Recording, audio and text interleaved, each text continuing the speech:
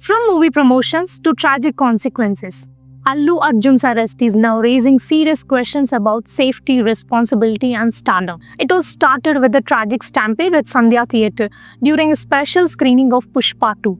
A woman lost her life, and her young son is now fighting for his life in the hospital. So, what really went wrong? Let's break it down. Here is how it all unfolded.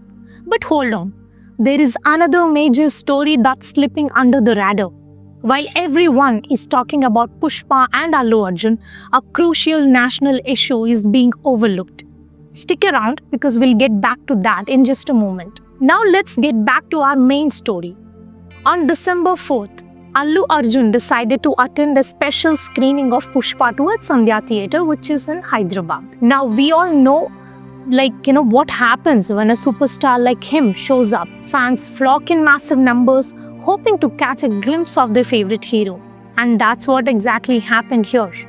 Thousands of people gathered, and the crowd got out of hand, and in the chaos, a 39-year-old woman named Revati tragically lost her life, and her son is now ended up in hospital.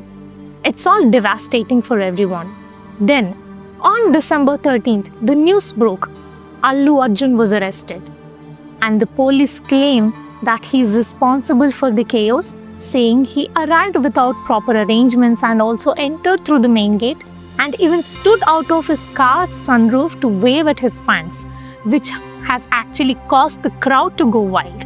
They are calling this as negligence and have also charged him with some heavy offenses, including culpable homicide not amounting to murder. Don't you think that's a serious accusation?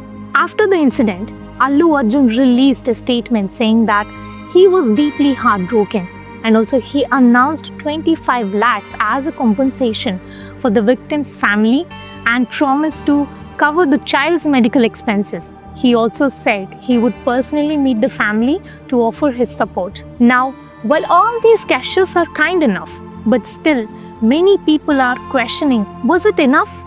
Could this entire tragedy have been avoided? To make things even more complicated, a letter from the theatre management has recently surfaced and now going viral. The letter dated December 2nd shows that the theatre has informed the police about Allu Arjun's visit and even requested for security. So if the police were aware of this, why weren't proper arrangements made? The letter clearly mentioned that a huge crowd was expected, but the police have their side of story too. They claim they received the letter, but were never approached by any of the theatre management for further discussions or planning. According to them, when a big events like this happens, organizers are supposed to meet with the police to work out security measures. That didn't happen here. Police also said the crowd was under control until Allu Arjun has arrived at the location. And his actions like waving at the crowd through his sunroof has actually triggered the chaos. But here is something that might change the entire story. The victim's husband, Bhaskar Reddy, recently came forward and said he is ready to withdraw the case.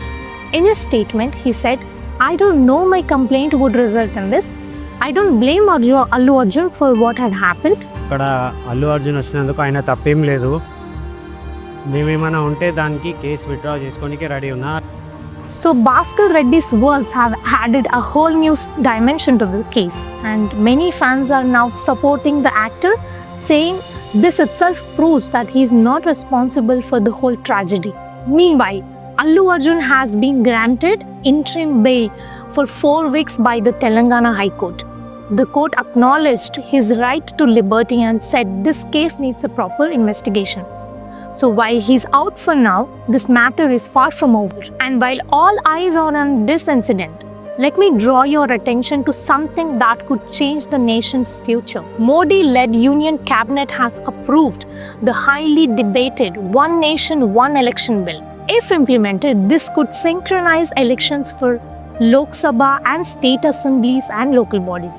Proponents say that this would save money, reduce election fatigue, and prevent governance disruptions caused by frequent elections.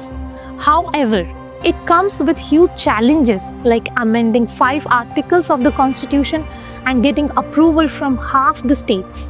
The opposition, meanwhile, calls it as anti-democratic, saying it would suppress the regional voices. Historically, simultaneous elections were held in 1967 but were discontinued due to political shifts. Now bringing them back is a monumental task that could reshape the country's electoral landscape.